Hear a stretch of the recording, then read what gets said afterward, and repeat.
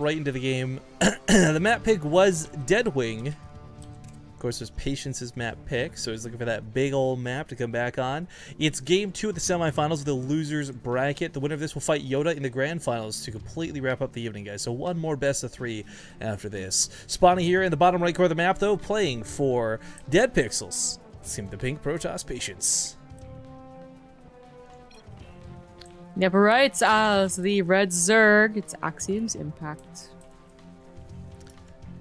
Okay, so Impact has had a really interesting journey through the brackets, but what I find most intriguing is, like, Impact is one of the guys, like, I'm not trying to say anyone in the eye, like, this will piss somebody off out there, like, I'm not trying to say Impact is, like, the best or anything like that, but, like, he is definitely one of the better players in the Axiom house, and I'm surprised we actually had him come out today. With so many people trying to hide their builds, they really want to get to that Spot TV Star League. Like, I mean, Impact is probably the one person in that house I would have counted on to, like, not play in this because he wanted to play in the Star League, because he wanted to kick ass without revealing builds. So, kind of cool that we saw him come out today. Same kind of goes for Patience. Might not be the same tier of what I would categorize Impact in, but both really good players, and both players I did not expect to play in this qualifier.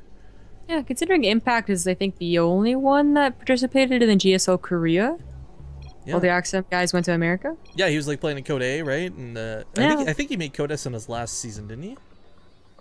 He may have made it, but immediately dropped out. Yeah, like I know it didn't go too far was the thing. Yeah, yeah. But that's, you know, that is a good point. If he was, if it was anyone, it would have been him that would not have, and you would have Ryung and Crank and everyone else doing it. Although Crank has been trying really hard. You know, he's acknowledged that he's not, you know, good mechanically or something like that, and that he depends a lot on like good secret builds. That's true. Like we don't have like the Lily Canine rough builds or anything quite so like weird and needing to be hidden, right? Yeah, but that's apparently what Crank is trying. I don't know. He messaged all his subs. It's very nice of him. His English just got really good. Dude, it's so sad. He's always like, "Oh, I hope you guys aren't disappointed in me. Like I'm not streaming." If you unsub, I'll understand. Yeah. No, actually, I love Crank's been doing a lot of Legacy of the Void stuff. He's been doing it with fans too, which I think is really cool. But anyway, so focusing on this game here, I really have no idea what they're typing, sadly. I wish I did, but, you know, Impact's one basing it, and this needs to be talked about. This is kind of a big deal. I feel like Patience just talking about that now. Yeah, there's the sad face, the TT. You just said you don't have something. I think it was like, Hatch, you don't have that. So, okay, I really like that he puts the Cybercore up here. This Nexus may or may not go down. This, again, if you guys saw the previous tournament we threw through 2 Boys 1 Cup in the Korean group, we saw the very similar situation. Party had to defend this both 2 times in a row. It worked one time, it didn't work the first time though, and Impact is probably going to catch him a little bit off guard with this. The Zealot's not going to be enough to stop this. The Mothership Core is so late because of the Cyber Core coming down, but at the very least, if he can hold at the top of the ramp, it'll guarantee the game does not end. Yeah. Keep in mind, like, Impact's natural comes down, but it's so late. Yeah, but the thing is that behind this, like, you either decide, do I have an opportunity to make more lings and win the game, or do I have an opportunity to get to third base and then just drone really hard?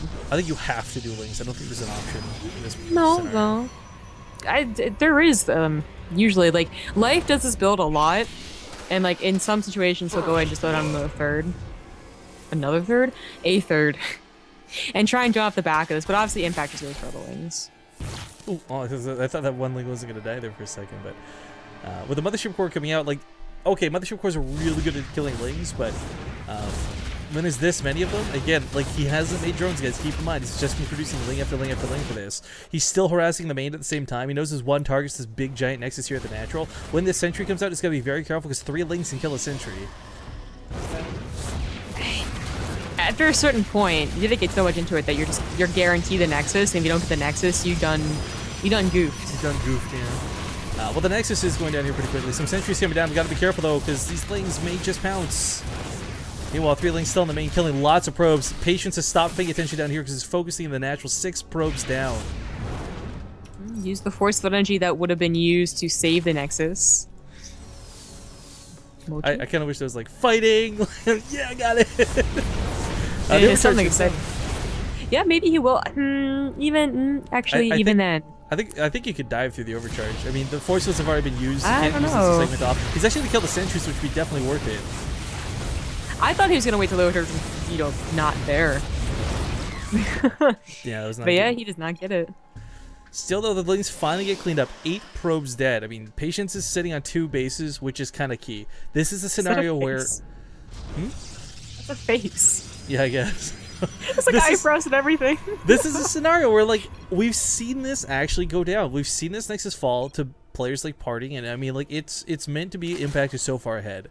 The problem is he comes out, I wouldn't say necessarily super behind, but he did dedicate a lot to this. We look at the resources lost. Okay, not looking so good for Impact, but consider what was killed. I mean, 38 Lings for 8 probes. It's still, this doesn't look that good, but you guys have to keep in mind, like, Patience invested a lot, like 300 here into cannons. He had to get this awkward wall up ASAP. His build order was disrupted because of this.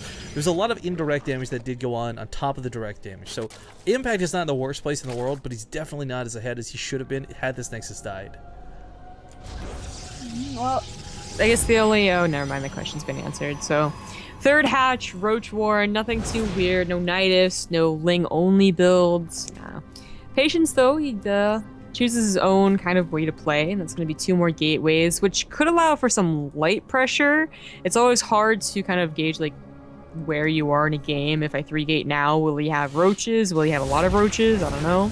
But as you know, with the Mothership Recall, it's not like with Liberty. If you tried and you were wrong, whether or not they had units, you kind of died. But with Recall, you can always check. So I think one of the things that kind of caught me off guard with that attack too, just going back on it, like, he didn't kill those sentries. When he had pounced on those 3 sentries that were out of energy by that Nexus, I just assumed they were going to die. But Impact actually didn't kill them, so this gives Patience literally double the sentries he otherwise would have had. Yeah. There was, I guess, the biggest thing that really screwed up Impact right there was just the disconnect of rallying. Yeah, whether it's a bigger map or what, I don't think that's really the case, but...